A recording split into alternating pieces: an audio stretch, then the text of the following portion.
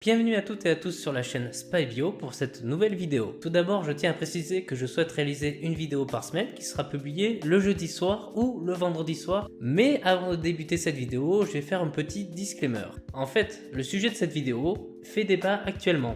Fait beaucoup de débats dans les médias, sur les réseaux sociaux et sur internet aussi. Je vous prie donc de voir cette vidéo comme un concentré d'études scientifiques et je tiens à préciser que je ne souhaite pas influencer votre point de vue. En fait, vous devez voir cette vidéo comme une vidéo où je vais parler de certaines études scientifiques et toutes ces études scientifiques, toute cette recherche bibliographique que j'ai effectuée, elle sera en description dans le listing recherche bibliographique. Donc si vous voulez en savoir plus, si vous voulez faire votre propre avis sans passer par une tierce personne comme moi, vous pouvez aller dans la description et sélectionner directement les études qui vous intéressent et les lire. Je vais être très clair avec vous, je ne suis pas un spécialiste en infectiologie ni sur le système immunitaire. Par contre, j'ai fait des études en sciences de la santé. Donc pour cette vidéo, j'ai fait une énorme recherche bibliographique. Donc à partir de tous ces éléments, je vais faire cette série de vidéos. Et donc le sujet de cette série de vidéos, ce sont les vaccins.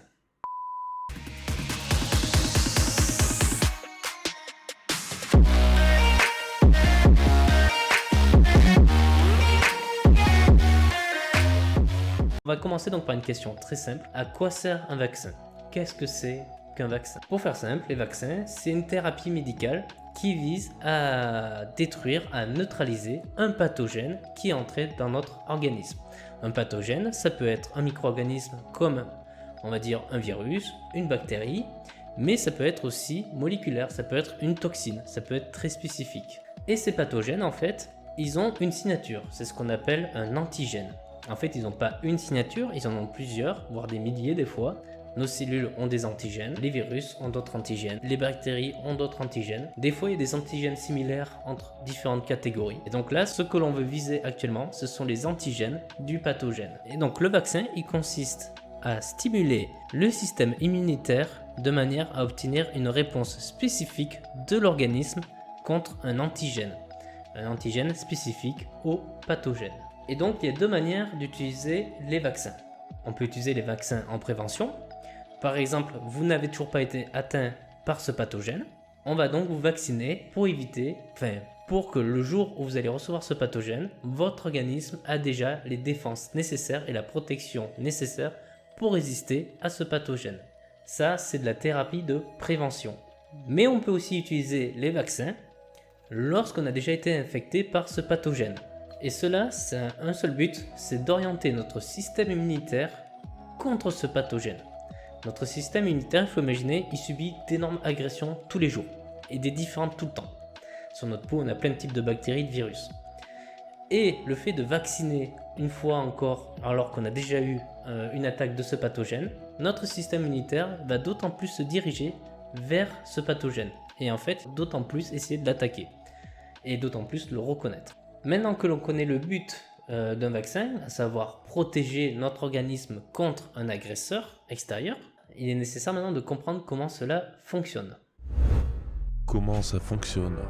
Lorsqu'un agent étranger comme un virus, une bactérie, un parasite, une certaine molécule qui peut être une toxine, pénètre dans notre organisme, notre système immunitaire le reconnaît en partie ou totalement comme étant du non-soi, donc comme étant pas à sa place dans notre organisme, en mode qu'est-ce que tu fous là, tu dégages de suite. Cela fonctionne donc grâce à des lymphocytes B. Les lymphocytes B, ce sont des cellules de notre système immunitaire.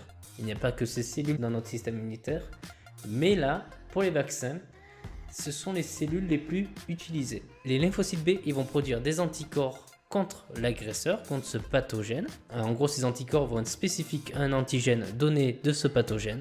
Et de plus, les lymphocytes B vont aussi produire d'autres molécules pour maîtriser la réaction immunitaire face à cette agression. Parce que oui, notre système immunitaire est notre plus fort allié. C'est une vraie arme ultra badass. Mais c'est une arme qui peut facilement s'emballer. Et quand elle s'emballe, cette arme se retourne contre nous. C'est à double tranchant. Et ça peut nous faire très très mal. Ça peut nous tuer.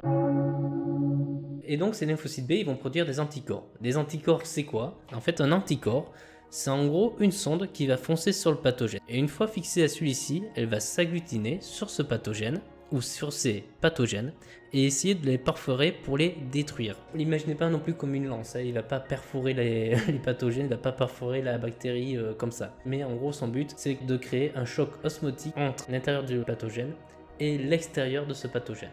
Il n'y a pas les mêmes pressions et ça va créer un choc osmotique et ça va le détruire. De plus, les anticorps qui sont fixés sur ce pathogène vont aussi recruter d'autres cellules du système immunitaire pour favoriser la réaction immunitaire. Et là, on va revenir sur nos sacs d'anticorps qu'on appelle les lymphocytes B. Ces lymphocytes B, en fait, ils ont un rôle primordial qu'on utilise pour les vaccins, c'est un effet mémoire. Qu'est-ce que ceci veut dire? Ça veut dire qu'en fait, un jour, par exemple, on est atteint par un pathogène X, par exemple la Covid-19, ce pathogène rentre dans notre organisme. Notre système immunitaire le découvre, réagit face à lui, produit des lymphocytes B, mais quelques jours quand même. Ces lymphocytes B produisent beaucoup d'anticorps, libèrent leurs anticorps, attaquent la Covid-19. Pas de problème, la Covid-19, on imagine, on arrive à le vaincre. La deuxième fois où on va être en contact avec la Covid-19, notre système immunitaire aura probablement déjà des lymphocytes B remplis d'anticorps, prêts à agir directement sur la Covid-19. Pourquoi? Parce que le système immunitaire aura gardé des lymphocytes B qui auront mémorisé que cet antigène est spécifique à la Covid-19 et que la Covid-19, il faut la détruire le plus rapidement possible. Et donc, voilà pourquoi il y a un effet mémoire. Donc, notre organisme se souvient des pathogènes qu'il a croisés. Et il se souvient de ce pathogène parfois durant des années. Et lorsqu'il le retrouve, il a déjà la protection parce qu'il a déjà ses lymphocytes B spécifiques contre ce pathogène. Il va libérer directement les anticorps sur ce pathogène. Et le vaccin, il se base sur cet effet mémoire. Et cet effet mémoire, cela permet donc de préparer le corps à se confronter à l'avenir à un pathogène sans déclarer la maladie. Que contient un vaccin? On va voir qu'est-ce que contient le vaccin. On va parler des vaccins en général. Attention parce qu'il y a différents types de vaccins. Là, je ne vais pas spécifier les types de vaccins. On va dans la prochaine vidéo. Donc, le principal composant d'un vaccin, c'est son principe actif. Et c'est ce qu'on appelle donc depuis le début l'antigène. L'antigène spécifique à un pathogène. De plus, le vaccin, il est sous forme liquide. On nous injecte une substance liquide. Donc, il contient de l'eau, stérile bien sûr, il n'y a pas de bactéries dedans, ou de l'eau physiologique. Maintenant, on va rentrer dans des contextes très réglementés et très spécifiques à certains vaccins. Tous les vaccins n'ont pas ça. Certains vaccins, ils possèdent des antibiotiques. Pourquoi ils possèdent des antibiotiques? C'est pour se protéger d'infections bactériennes. C'est pour maintenir le vaccin dans un bon état. Or, la quantité d'antibiotiques dans un vaccin, il est sous forme de traces. Ça veut dire qu'on n'arrive presque pas à le quantifier. D'autres vaccins contiennent des conservateurs ou des stabilisants. Pourquoi ils contiennent des conservateurs ou des stabilisants? En fait, c'est pour contenir tout simplement le vaccin. Il ne périme pas en 3 jours. Donc il faut que le vaccin puisse tenir un peu dans le temps, quelques mois. Et des stabilisants aussi parce qu'en fait, certains vaccins, pour protéger leur antigène, ils sont tellement instables qu'on est obligé de mettre des stabilisants pour que ceux-ci ne se dégradent pas dans le vaccin. Et qu'en gros, on donne un antigène parfait à notre organisme pour qu'il puisse réagir dessus. Et pour certains autres vaccins, il y a un adjuvant. Et là aussi, l'adjuvant, ça fait débat.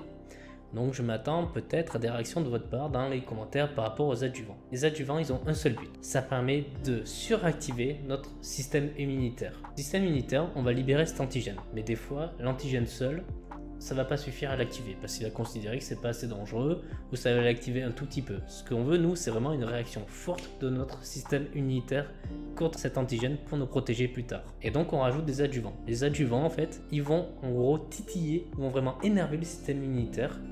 Et lui, il va surréagir. Il va être en mode berserk. Il va pas être du tout d'accord. Et il va surréagir, mais puissance 1000. Et donc, il y a certains adjuvants qu'on connaît tous, qui s'appellent les sels d'aluminium, qui actuellement font débat. Et beaucoup de gens disent qu'il y a probablement des pathologies issues, ou des effets secondaires issus à ce sel d'aluminium que l'on éjecte comme adjuvant.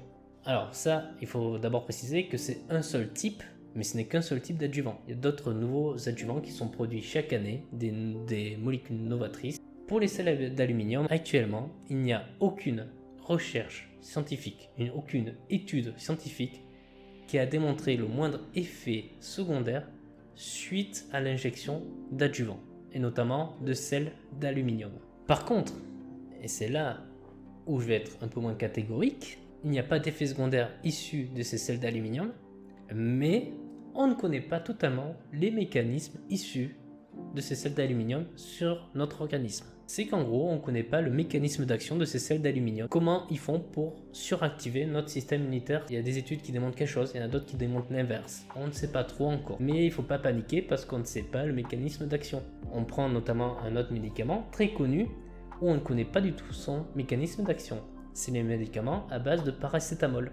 Et tout le monde en prend. Mais le paracétamol, cette molécule qui s'appelle le paracétamol, a un effet positif. On connaît ses effets secondaires aussi, mais on ne connaît pas son mécanisme d'action. Donc il ne faut pas paniquer parce qu'on ne connaît pas le mécanisme d'action. Il faut paniquer lorsqu'on a démontré vraiment des effets secondaires. Et les effets secondaires sur les sels d'aluminium, ils n'ont jamais été démontrés. Alors pourquoi ils n'ont jamais été démontrés? C'est pas parce qu'on n'a pas fait les études. C'est parce que, au vu de la population et de la masse de population qu'on a vaccinée, on n'a jamais pu mettre en évidence qu'il y a bien un effet de ces sels d'aluminium sur notre organisme. Je vais m'arrêter là pour cette partie adjuvant, parce que cette partie adjuvant mériterait une vidéo complète. Et je vais stopper ma vidéo ici, car durant le montage j'ai remarqué que la vidéo était trop longue. J'ai donc dû la couper en deux. La semaine prochaine vous aurez donc la deuxième partie de la vidéo. Je vous remercie pour votre écoute, n'oubliez pas de partager, de vous abonner et de commenter. N'hésitez pas à commenter et à préciser vos points de vue, toujours dans le respect et la bienséance, ou de poser vos questions, je me ferai un plaisir d'y répondre. Allez, ciao, c'était Spybio, à la semaine prochaine.